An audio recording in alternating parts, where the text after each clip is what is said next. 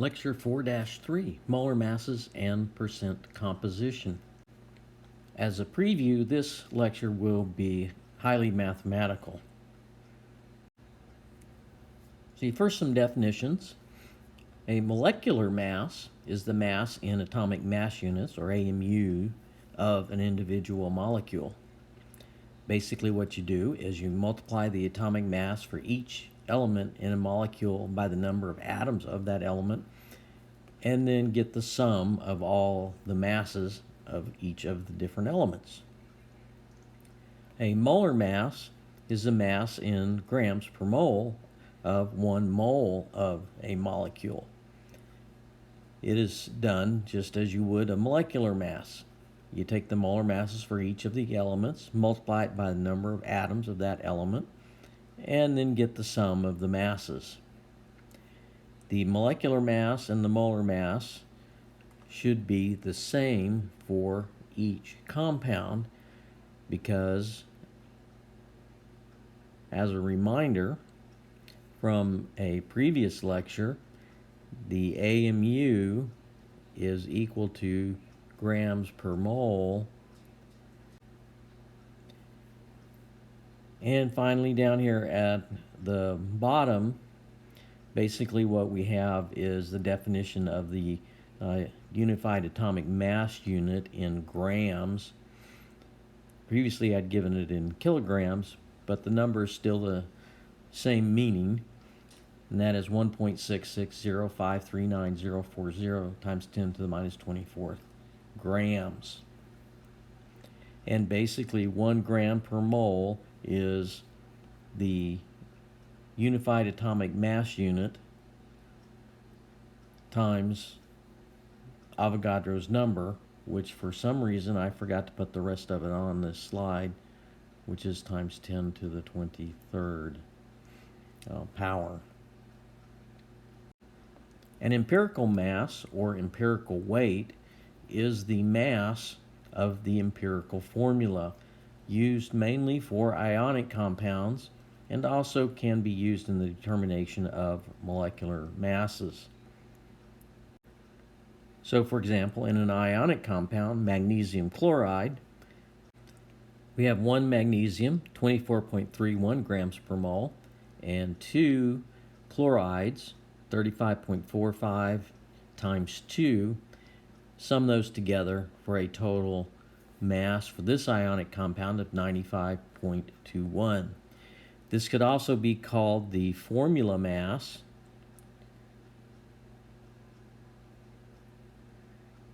because that is the formula for the ionic compound. The empirical formula for oxalic acid is down here. C2H2O4 is oxalic acid, and its empirical formula is CHO2. To get the empirical mass, we take 1 carbon, 12.01, add 1 hydrogen, 1.01, and then 2 times 16 for the 2 oxygens to get a total of 45.02 grams per mole. As I just mentioned, the formula mass or formula weight is the mass of the compound of the exact formula that you're dealing with. In some cases, the ionic compound will not be as an empirical formula, especially with things like the mercury 1 compounds. Here, mercury 1 chloride is Hg2Cl2, or peroxides, which have O2 2- in them.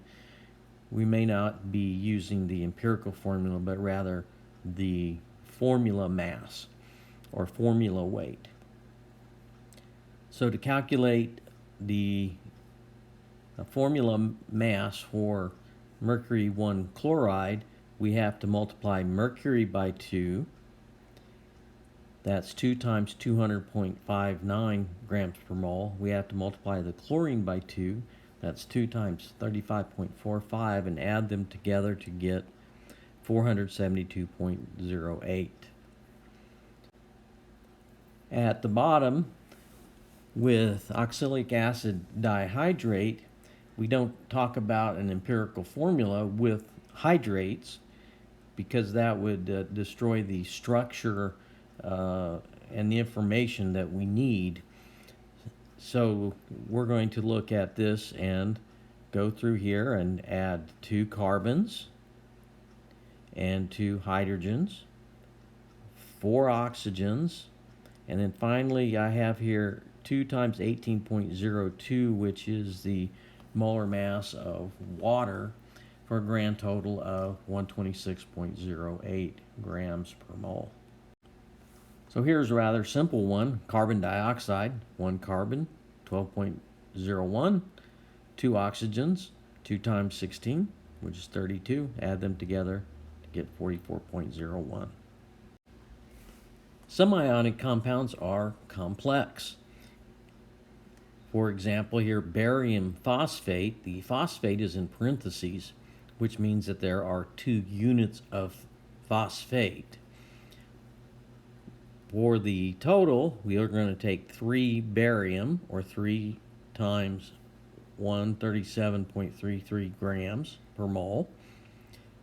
But for phosphate, that 2 means that there are 2 phosphoruses, so 2 times 30.97, and there are 2 times 4, or 8 oxygens total. That's 8 times 16, and the grand total for barium phosphate is 601.93 grams per mole. For this question, the first thing that you have to do is find the formula. And now we have to go back to naming. Iron 3 is Fe3+. Carbonate is CO3 2-. And remember that we are going to swap to get Fe2, and then in parentheses the CO3 and 3 of those. So now that we have the proper formula, we can now calculate the mass. So we have 2 iron atoms, so that's 2 times 55.85, which is 111.70. Then we have 3 carbons, so that's 3 times 12.01, or 36.03. And then finally there are 3 times 3, or 9 oxygens, so that's 9 times 16.00, which is,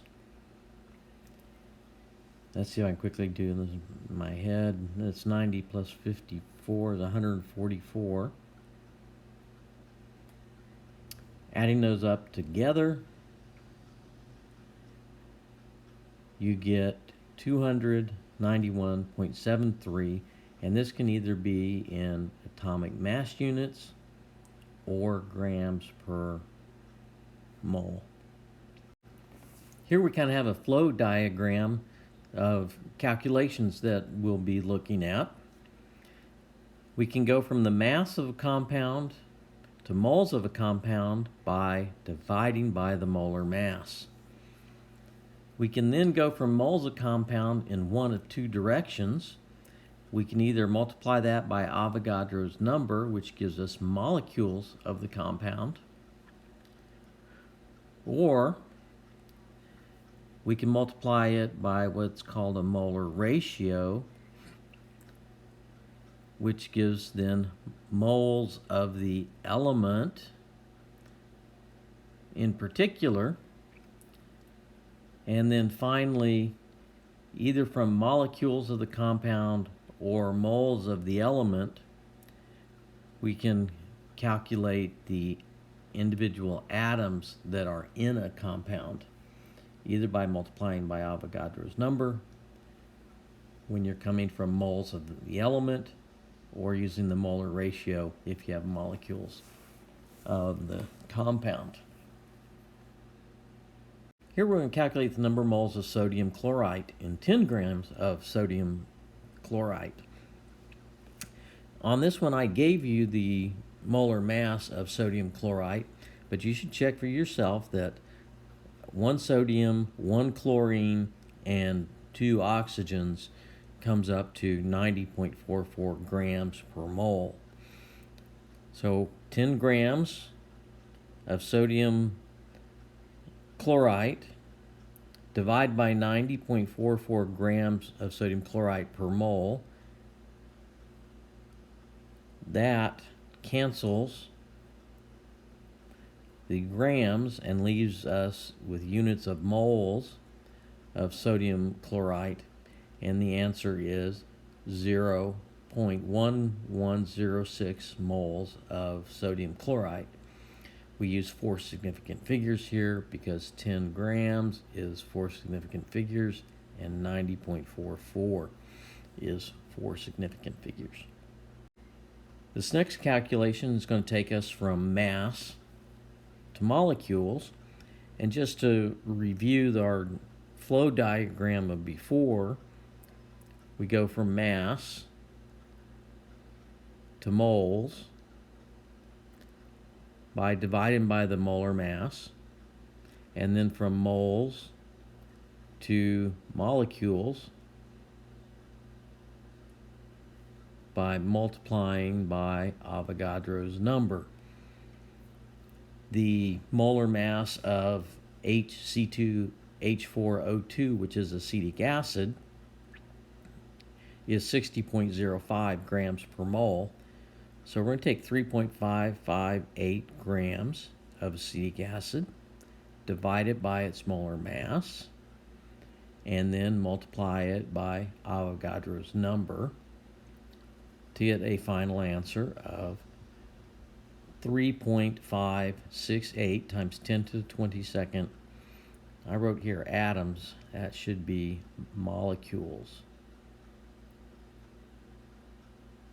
of HC2H3O2.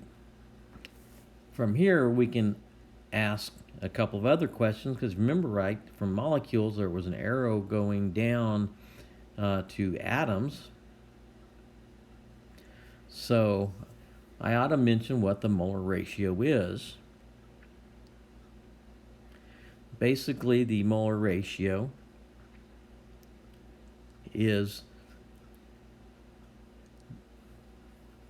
the number of atoms in one molecule. So, for example, in acetic acid, the molar ratio for carbon is 2 atoms of carbon in 1 molecule of acetic acid. Thus, if we want to know how many atoms of carbon there are, we're going to take this number, 3.568 times 10 to the 22nd, and we're going to multiply that by the molar ratio of 2 atoms of carbon over 1 molecule of acetic acid. And that will give us 7.136 times 10 to the 22nd atoms of carbon. Here is another example of finding individual atoms in a molecule. Isopropanol is C3H8O. And what we're going to ask is how many carbon atoms are in 5.75 grams of isopropanol. I'll give you the molar mass, 60.10 grams per mole. And so, looking at our flow diagram, we start out at mass, go to moles by dividing by the molar mass, go from moles of isopropanol to moles of carbon, by using the molar ratio, and then from moles of carbon to atoms by multiplying by Avogadro's number. So putting it all together, here's our division by the molar mass, 1 over 60.10. This is the molar ratio. There are 3 carbons. Where do I get the 3? From the formula C3H8O. And then finally multiplying it by Avogadro's number of atoms per mole to give 1.73 times 10 to the 23rd atoms of carbon. This has 3 significant figures because the original data has 3 significant figures as the smallest. Next, we're going to look at the percent composition of compounds. That is the percent of how many of the different types of elements are present in the compound. We are going to calculate the percent composition basically by finding the total mass of the element, that is the molecular mass of the element times its subscript, and we're going to divide that by the molecular mass of the entire compound and multiply that by 100%. Or as it says here, down here, total mass of the element divided by total mass of the compound times 100%. So for iron 3 oxide, here's the formula. And to verify that from our nomenclature, iron 3 is Fe3 plus, oxide is O2 minus. So the subscripts are Fe2O3. Now we're going to calculate the formula mass first. Iron is 2 times 55.85 for a total of 111.70. Oxygen is 3 times 16 for a total of 48.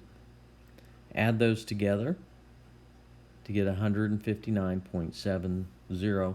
And we could have done this in grams per mole or AMU. It really doesn't matter. To find the percent of iron in the compound,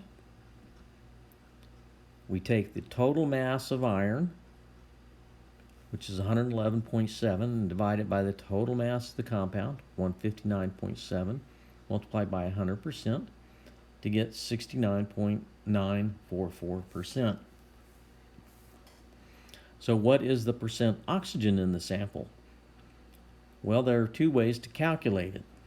One is we can take 100% and subtract 69.944% from that, which was probably the easiest way, leaving 30.056% for it to be oxygen. The other way of getting the percent oxygen would have been to take the 48 AMU of oxygen and divide it by the 159.70 AMUs of the total compound and multiply that by 100%. Either one would come up with the same answer of 30.056%. So let's calculate the percent oxygen in potassium perchlorate. Well, step number 1, let's get the formula. Potassium is K plus, perchlorate is ClO4 1 minus. So luckily they combine in a 1-to-1 fashion. KClO4 is potassium perchlorate. Now to get the percent oxygen, we need to know 2 masses.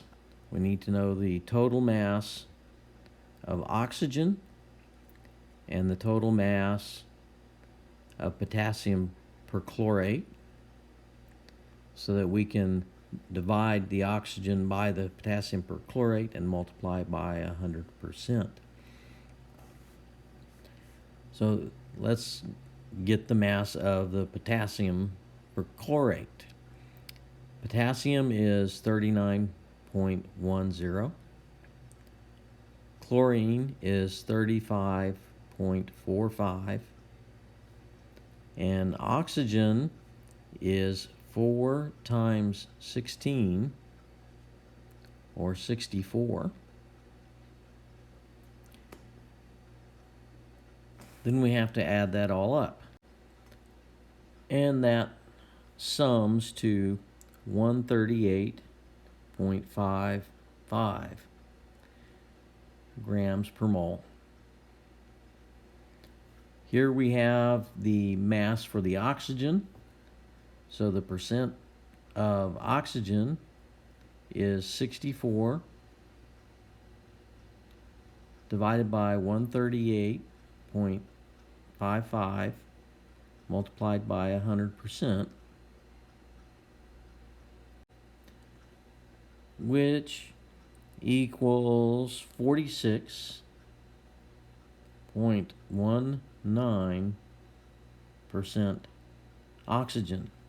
We're going to go with 4 significant figures because the 64 has 4 significant figures. The denominator, the 138.55, has 5 significant figures, and 100%, we don't count significant figures in the multiplication by 100% because it's a definition. We can also look at the composition of a constituent part of a formula. For example, potassium perchlorate can be divided into potassium and perchlorate. So we can get the percent perchlorate by taking the mass of perchlorate and dividing by the mass of potassium perchlorate, multiplying by 100%. So in this case, the percent perchlorate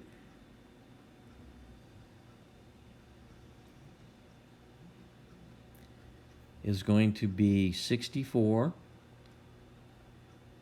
plus 35.45, so that's the oxygen plus the chlorine, divided by 138.55, and we're going to multiply that by 100%, which equals 99.45 divided by 138.55 times 100%, and that equals 71.78%, rounded to 4 significant figures. Again, here the 99.45 only has 4 significant figures. The next thing that we're going to do is going to work backwards. We're going to start out with the percent composition of the compound of all the elements present and determine a formula from that. The first formula that we're going to determine is the empirical formula, and then later we'll determine a molecular formula when we have enough information. So here what we're going to do is we're going to take the percent of each element, assume that the compound is 100 grams, which simply converts any percent to grams. So 85.63% carbon becomes 85.63 grams of carbon in 100 grams of the substance. And the 14.37% that's hydrogen becomes 14.37 grams of hydrogen. So basically, to summarize, just take the percent sign off and convert to grams. So now we're starting out with 85.63 grams of carbon and 14.37 grams of hydrogen. Second step, convert grams to moles. We do this by dividing by the molar mass, in essence. So for carbon, it's 85.63 divided by 12.01, which gives 7.130 moles of carbon. That's how many moles of carbon would be present in 100 grams of this particular compound. Next, 14.37 grams of hydrogen basically divided by its molar mass of 1.008, gives 14.26 moles of hydrogen. Again, to stress, that is 14.26 moles of hydrogen in 100 grams of this compound. The next thing to do is to convert moles to ratios.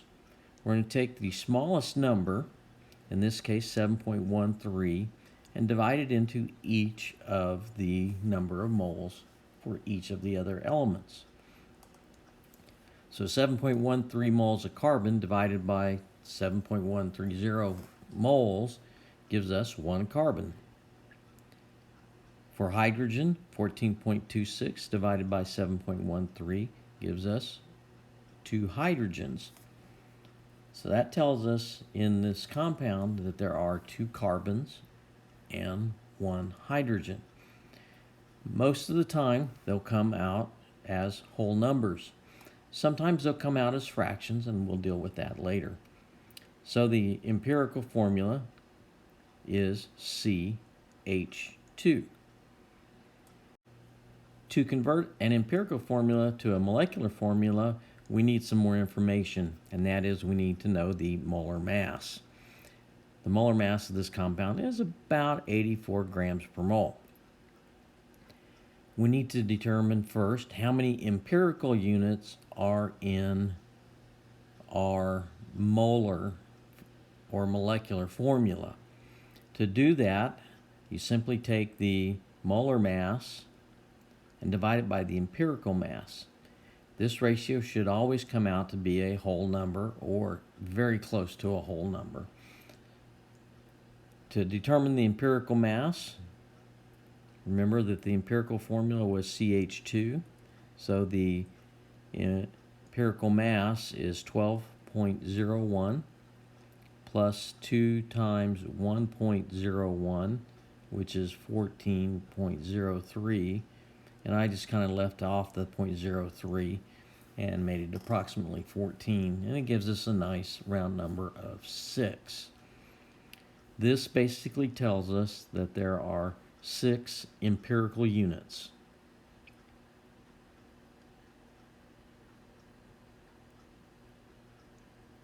That is, the CH2 appears 6 times. So the carbon appears 6 times, 1.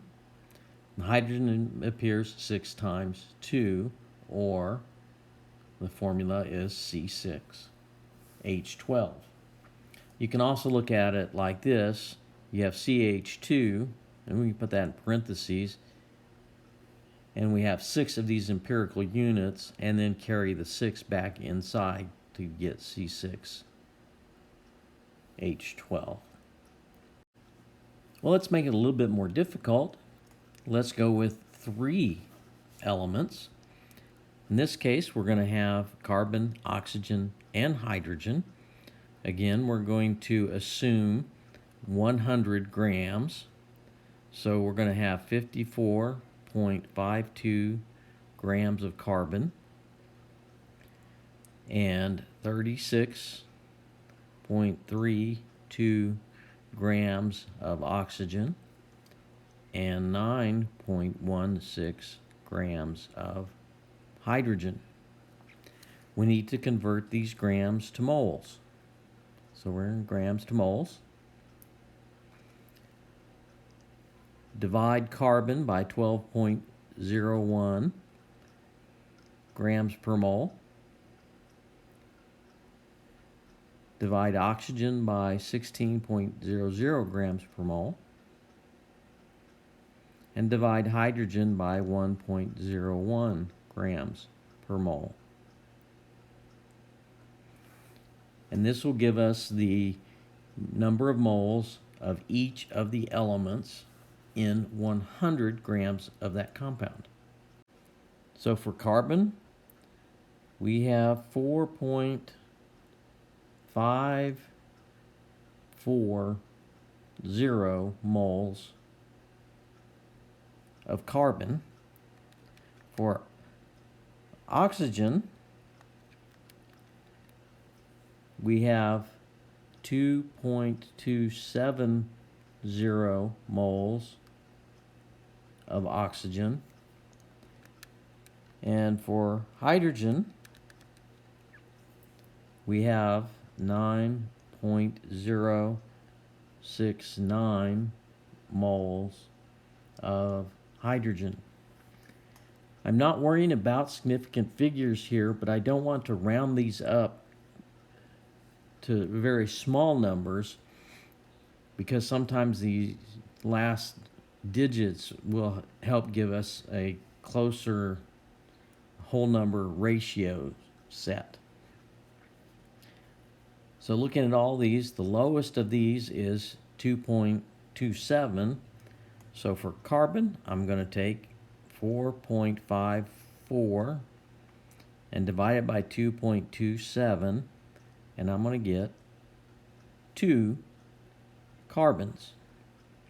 For oxygen, 2.27 divided by 2.27 is 1 hydrogen.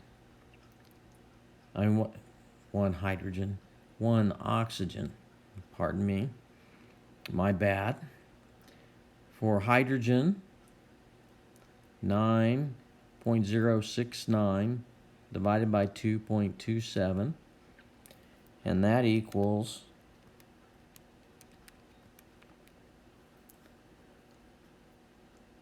rounded to 1 digit 4, because I get 3.995. That's close enough. So the empirical formula, C2H4O. Now you could have written it C2OH4, but in organic chemistry we usually do carbons followed by hydrogens, then everything else. So C2OH4 would have been perfectly acceptable. So here is our empirical formula. Well, here's another example of a 3-element compound. We have 60.96% of carbon,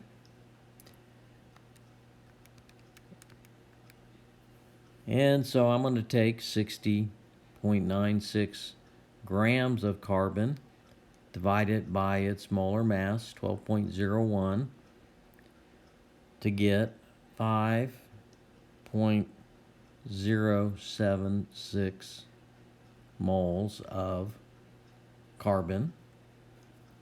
For hydrogen, which is 11.97%, that turns into grams of hydrogen, divide by 1.01.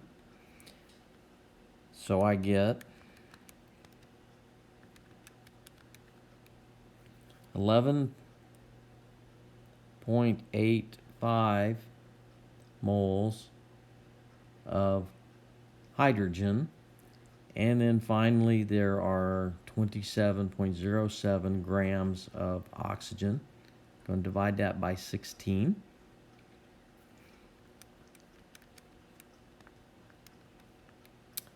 To get 1.692 moles of oxygen. From this set, the smallest number is 1.692. So I'm going to take 5.076 and divide that by 1.692. And I get a nice number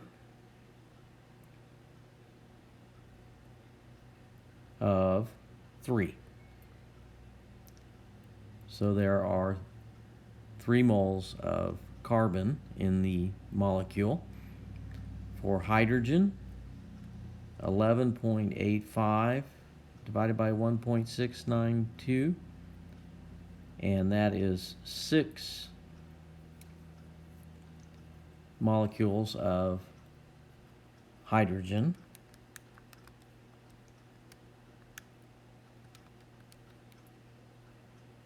Pardon me. I'm sorry, I calculated wrong. That's not 6, it's 7.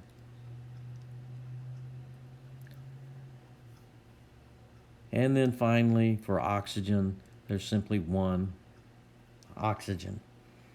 This gives us a formula of C3H7O. So that is the empirical formula. I'll just label that empirical formula over here. We need the molecular formula. So I have to calculate the empirical mass, which is 3 carbons, 3 times 12.01, and 7 times 1.01 plus 16. And all of that adds up together to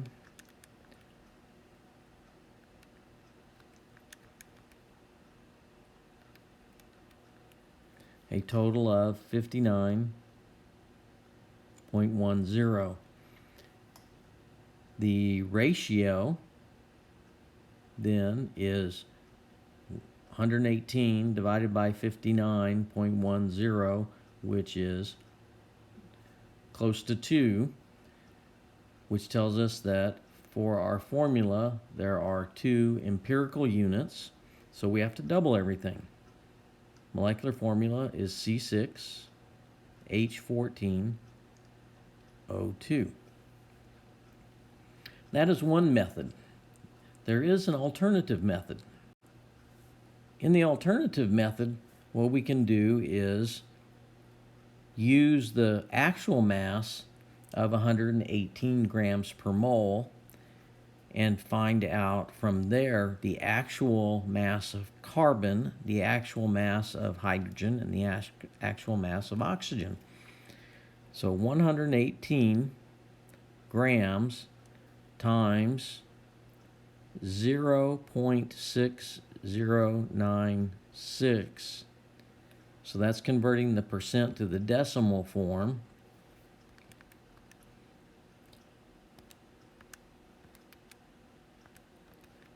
And that gives us 71.93 grams of carbon. And I'm going to go ahead and divide that by 12.01. And I end up with 5.9894, or 6 moles of carbon. I do the same thing for the hydrogen.